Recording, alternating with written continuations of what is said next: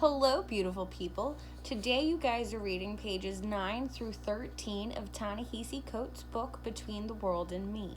You all have two options for how you can read along. You can either read along with the PDF that I've uploaded to Classroom as one of our resources. It's under our materials for quarter 4. You'll find it there, and if you're reading along with that, you'll want to make sure you find the page 9 with the 9 in the upper right hand corner. You can also read along in the Google Doc. If you're reading along with the Google Docs, you'll want to pay attention to the paragraph numbers that I'm saying. Alright, so I'll announce the page numbers and also the paragraph numbers as we get there. So we're going to start with page 9, or also paragraph 1. So, Coates writes, I write you in your 15th year. Oh, that's right, because he's writing his son a letter. He started out on page 5 saying son. So he's writing to his son. So he says, I write you in your 15th year. I am writing you because this was the year you saw Eric Garner choked to death for selling cigarettes. Because you know now that Renisha McBride was shot for seeking help, that John Crawford was shot down for browsing in a department store. And you have seen men in uniform drive by and murder Tamir Rice, a 12-year-old child whom they were oath-bound to protect. And you have seen men in the same uniforms pummel Marlene Pinnock, someone's grandmother, on the side of a road. And you know now, if you did not before, that the police departments of your country have been endowed or given, equipped, generally speaking through birth, but here it could also just be a privilege that they are given or provided. So the police departments of your country have been provided with the authority to destroy your body. It does not matter if the destruction is the result of an unfortunate overreaction. It does not matter if it originates in a misunderstanding. It does not matter if the destruction springs from a foolish policy. Sell cigarettes without the proper authority, and your body can be destroyed. Resent the people trying to entrap or catch you in a trap, and your body... Resent the people that are trying to trap your body, and it can be destroyed. Turn into a dark stairwell, and your body can be destroyed. The destroyers will rarely be held accountable. Mostly, they will receive pensions, and destruction is merely the superlative form of a dominion or control whose pejoratives include friskings, detainings, beatings, and humiliations. All of this is common to black people, and all of this is old for black people. No one is held responsible. We're now at the top of page 10, also starting paragraph 2.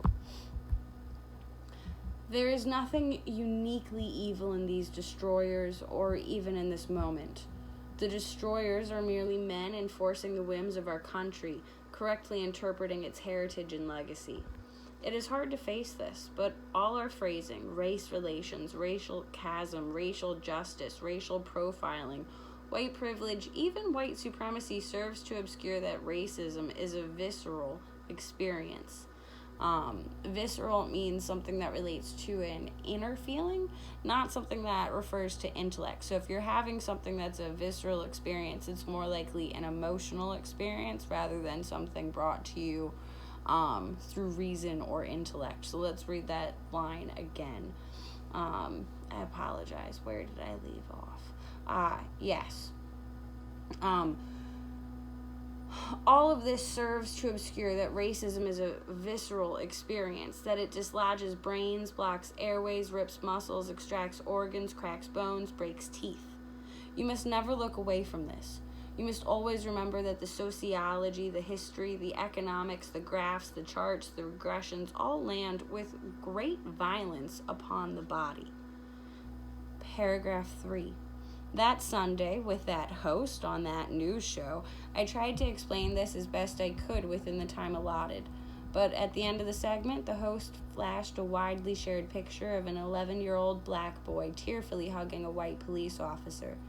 Then she asked me about hope.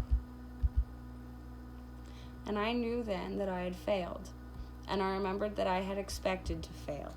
And I wondered again at the indistinct sadness welling up in me. Why exactly was I sad? I came out of the studio and walked for a while. It was a calm December day. Families, believing themselves white, were out on the streets. Infants, raised to be white, were bundled in strollers. And I was sad for these people, much as I was sad for the host and sad for all the people out there watching and reveling in a specious hope. Reveling means to get great pleasure from something, and if something is specious, that means it's not actually plausible, meaning it can't actually happen, but you believe it to be plausible. So it seems true, but it's not. So when he's talking about this, he's talking about those people who believe that they're white. And so they get this great pleasure from believing that they're white, even though they're not actually white. He's arguing that there. Let's keep reading. We're still in paragraph 3. We're at the bottom of page 10. I realized then why I was sad. When the journalist asked me about my body, it was like she was asking me to awaken her from the now top of page 11, still page 3, to awaken her from the most gorgeous dream. I have seen that dream all my life. It is perfect houses with nice lawns. It is Memorial Day cookouts, block associations, and driveways. The dream is tree houses and the Cub Scouts. The dream smells like peppermint but tastes like strawberry shortcake. And for so long I have wanted to escape into the dream, to fold my country over my head like a blanket. But this has never been an option because the dream rests on our backs, the bedding made from our bodies. And knowing this, knowing that the dream persists by warring with the known world, I was sad for the host. I was sad for all those families. I was sad for my country, but above all, in that moment, I was sad for you. We're now in paragraph 4. We're in the bottom half of page 11. That was the week you learned that the killers of Michael Brown would go free.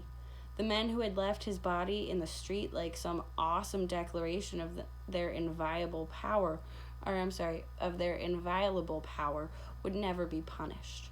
Here, awesome means something that inspires great fear, or is something that's extremely impressive or daunting. And so he's not saying that what they did was impressive. He's saying what they did is something that would cause great fear or be seen as impressive to racists or things of that nature. So his meaning of the word awesome is not typically how we use it. We normally say, oh, that's awesome for great things, but this is not an example of that typical use of the word awesome. So let's read that again. He said, the men who had left his body in the street like some awesome declaration of their inviolable power would never be punished. It was not my expectation that anyone would ever be punished, but you were young and still believed. You stayed up till 11 p.m. that night waiting for the announcement of an indictment, and when instead it was announced that there was none, you said, I've got to go, and you went into your room, and I heard you crying. I came in 5 minutes after, and I didn't hug you, and I didn't comfort you, because I thought it would be wrong to comfort you. I did not tell you that it would be okay, because I have never believed it would be okay.